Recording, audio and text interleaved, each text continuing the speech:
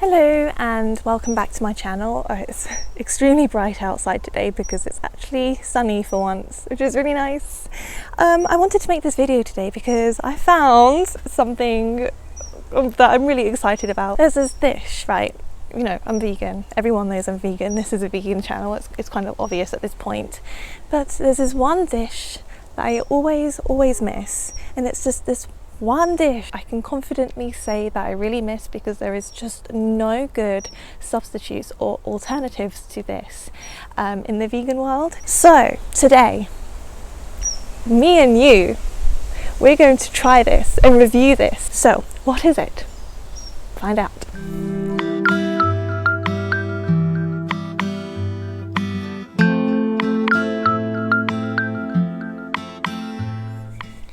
So I found some vegan alternative to tuna. This is something I'm extremely excited about. Vegan tuna is something you don't see anywhere. There's no substitutes for it anywhere that I've seen. I did see one substitute for it in Sainsbury's one time, and something I'm not going to talk about because that was horrible. It looked like cat food, it smelled like cat food, and if I had ever tried cat food, I'm pretty sure that's what it tasted like. Not good, don't recommend it. Don't ever get the weird packet tuna from substitute from Sainsbury's. However, this one has actually come in a tin like the original tuna comes with in. It looks quite good. The price is okay. In Lidl it was actually a reduced item. It's one of those items where I think they were just kind of buying it and testing it out and seeing how the market reacts to it. So what we're going to be doing is kind of reviewing this and seeing if it tastes anything like tuna, and if it does, I'm going to be very happy because I miss tuna. I know it's bad, but I actually miss the taste of it. I used to love tuna and pasta as a kid. It's like tuna, pasta and mayo. It's like a very cheap, easy dish to make, and it's just satisfying to eat. I love it so much, so I'm hoping this is good enough for me to have my freaking tuna and pasta again. So let's look at the actual case itself. On the back it says no bones about it, which is quite clever, and an anti-fish symbol or anti-fish bone symbol. It comes with that. Let's see what it says. Oh, it's upside down. Let's read this. So this is the typical values for this. Obviously it's vegan, ocean safe because you're not having to overfish the oceans. Tuno in spring water. Tuno I think is an ingenious name. It's kind of like very similar to tuna, but it's not. Sustainable plant-based protein since 1890. Hold on, how come I'm only seeing this for the first time if it's been around since 1890? Maybe it's the brand itself, not the actual Tuno. Seafood alternative made with textured soya protein in spring water. So I mean, the ingredients look pretty good. There's not a ton in there. It seems quite simple, but honestly this looks pretty clean. Doesn't look too unhealthy. I'm very excited to try this actually. So let's get opening this, shall we? So I've just opened this, and this is what it looks like inside. So it's in spring water. I haven't really drained it or anything. I mean, so far it does look like tuna, minus the pinkness. It's not very pink, is it really? It does kind of look like cat food again, but at least it's not in a cat food pouch. Let's give it a smell. This is what I'm curious to know. It doesn't smell like tuna at all. Actually, it kind of smells like the other, tuna substitute that I tried from Sainsbury's. I don't enjoy the smell of this actually.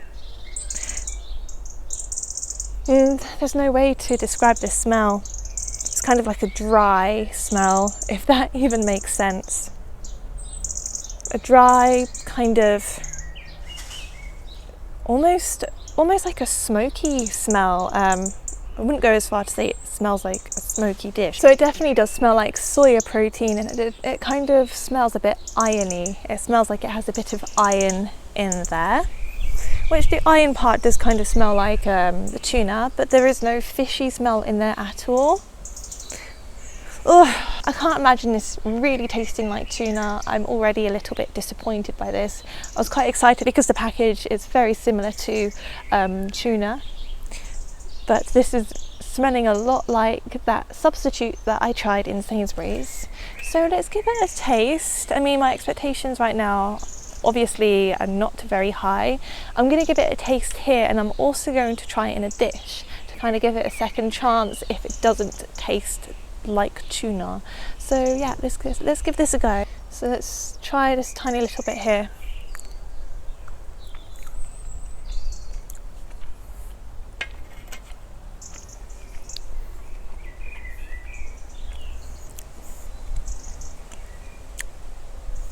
You know what? It's not as bad as I initially thought. There's a definite chewiness to it, which I enjoy, but that's not something you get from tuna. Tuna is one of those things that are quite fibrous, if you know what I mean. It looks like it's quite fibrous, although it has no fibre in there whatsoever, but the texture in itself is quite fibrous. This has not got that texture at all. It doesn't taste like tuna at all. I don't get anything from this that I would get from tuna in itself. But having said all of that, I don't think it tastes bad.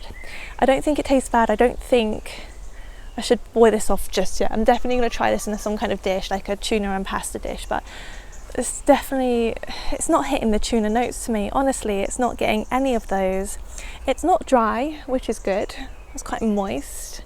It's quite satisfying. I would eat this all, unlike the vegan tuna substitute that I tried from Sainsbury's. That's something I couldn't actually eat because I just didn't enjoy it at all. With this one I do enjoy, so I'm going to try this out in a dish.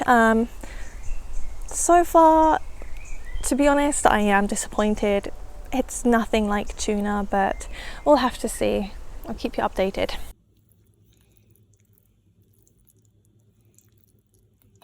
So I have my vegan tuna and pasta. I don't know if you can see it, literally just vegan mayonnaise, that tuna and pasta with a little bit of salt and pepper on top. So this is the taste test to see if this will satisfy my craving for tuna. Let's give this a go. I mean, to be honest, it does look quite realistic in here.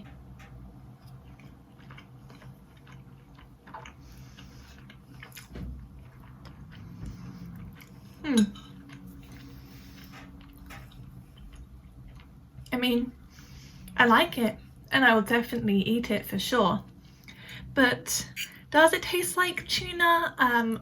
I wouldn't say so for sure. But I would happily eat that, honestly. And actually I would go as far to say that I would buy it again, because I do like the taste in its own right and I do like the texture. I kind of like a lot about it, so I think it's a really good dish to have with pasta and mayonnaise, and it's very easy and simple.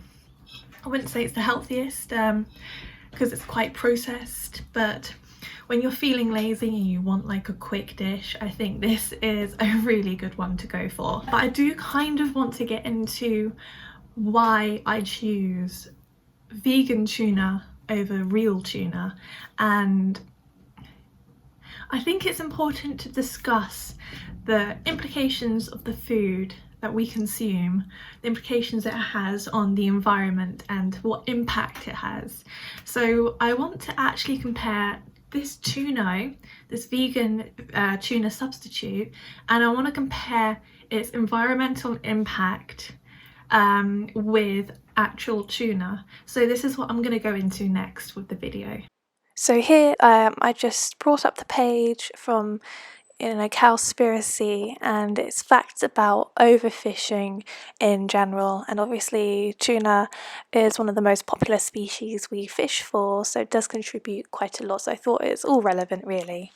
So to see this fact here, we could see fishless oceans by 2048, really kind of blew my mind. I mean, at this point it is completely unnecessary since we can get omega-3s and our protein from other sources. And obviously what impacts the ocean and that part of the world will ultimately negatively impact us as a human species. 90 to 100 million tons of fish are pulled from the oceans each year. That's just an insane figure. As many as 2.7 trillion animals are pulled from the ocean each year as well. What? How many fish do we have? For every 1 pound of fish caught, up to 5 pounds of unintended marine species are caught and discarded as bykill. So as you see the huge nets, you can't really pinpoint what fish they want to be fishing, so you'll get dolphin, other types of fish really, caught in those nets. So dolphins and tuna like to hang out quite a lot, so when it comes to fishing for tuna, you'll find there will be a lot of dolphin bykill. They won't even release them back into the oceans if they find them caught in the nets. They'll just kill them and discard of them. So those are just some of the main facts. I'll leave the website in my description below, but it goes far more in depth if you read the articles and whatnot, and there's way more at stake than you can even imagine. I mean, it's gotten to the point where even tuna itself is an endangered species because we have fished for them so much that we've just depleted their numbers significantly. We just kind of need to stop at this point.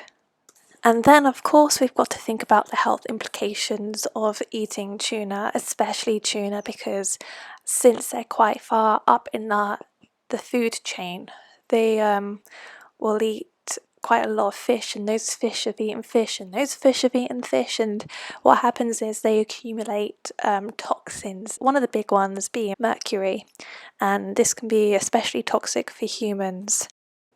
So the Tuno that I tried out is made from soy.